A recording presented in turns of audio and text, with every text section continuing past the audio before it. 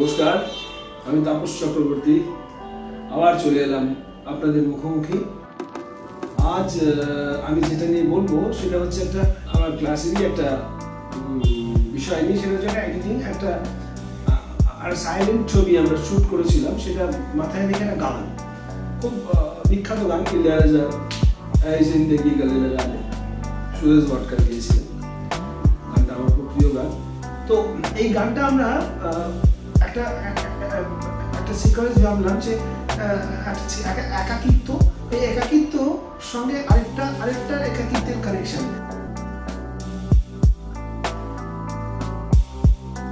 সেটা যে কোনো কিছু হতে পারে। সবসময় তো আমরা মানুষের সঙ্গে মানুষের একাকিত্ব বা রোম্যান্টিক কানেকশন দেখে এসেছি।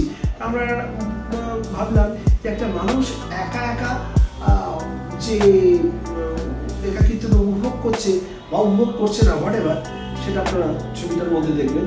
সেটা যদি একটা বোলের মধ্যে রাখা কয়েকটা মাছের সঙ্গে কানেক্ট করা যায়,